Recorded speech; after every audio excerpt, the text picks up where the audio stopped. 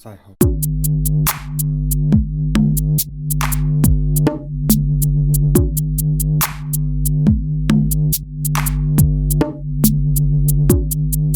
there's been a new direction taken in the gaming keyboard market, which may annoy some of the bigger gaming enthusiasts among us.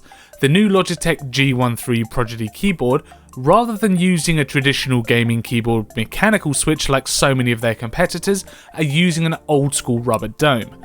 It's keeping this dying keyboard industry alive as well, as there are still some users who prefer this type of rubber dome over mechanical switches. So this design change is following Razer in its path after they released their keyboards like the Ornata last year, which uses a hybrid mechanical dome style keyset. This essentially means that the Logitech G213 still has that feeling of a mechanical keyboard, but incorporates that into an older style dome press keyboard. Logitech are calling their new technology the mech-dome.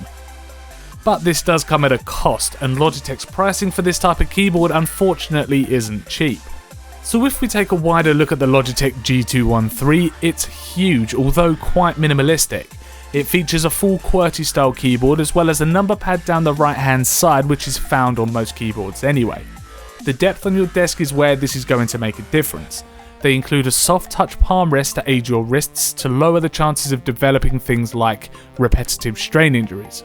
The media keys follow suit from Logitech's older models, keeping the round keys for these as opposed to square keys you find on most other keyboards on the market, with the stop key being the exception. They give a sense of style and are also easy to feel for if you don't want to take your eyes off the action on screen. They're positioned right above the number pad, so isn't much of a stretch for a quick press using your mouse hand. The indicator lights remain square and are quite bright, so you can tell if things like your caps lock or scroll lock is on or off. The keys light up in an RGB fashion, offering 16 million colours thereabouts to choose from. All are edited from Logitech's software, but more on that soon. The big downfall I found is that the keyboard isn't relying on per-key lighting, rather opting for zone lighting, which means there are LEDs under certain areas rather than individual keys. This is probably a reflection in the price, as Logitech's more expensive keyboards are definitely a lot brighter and a lot nicer to look at. The keyboard, I notice, has quite a lot of flex, which isn't noticeable when playing games, but if you're a heavy touch typer then you will begin to notice the plasticky feel this keyboard gives off. It's a shame, as Logitech's build qualities in their items are usually pretty good, but seems to fall short here. Again, this might be down to budget allocation this keyboard has been given. If you have a look underneath the keys, you're greeted with essentially rubber domes which are there to soften or dampen key presses.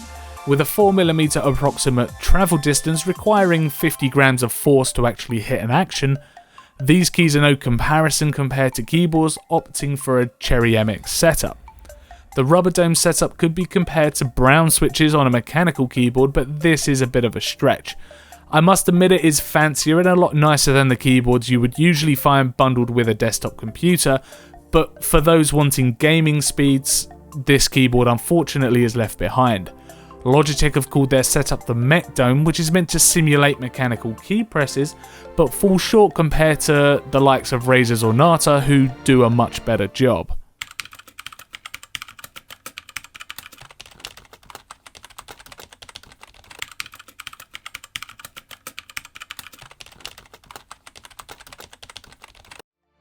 This keyboard isn't really what I expected to come out of Logitech's higher end price range. Coming in at around $59.99, it doesn't compare to keyboards like the Roccat Suara FX, the Corsair K70 and even the Razer Chroma series keyboards with their Cherry MX switches. However, these are more expensive, but it is worth the extra budget for a nicer typing experience.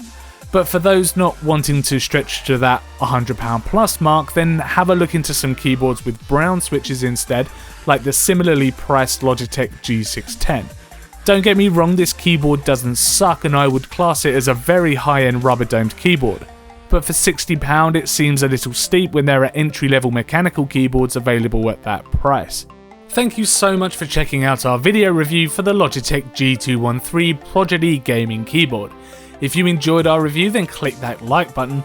Please give us your feedback on the video and let us know your thoughts on the G213, and let us know in the comments if you could use a rubber dome keyboard for gaming, or are you exclusively a mechanical switch user. Don't forget to subscribe to keep up with our latest technology reviews. My name's Steph and you're watching technuovo.com.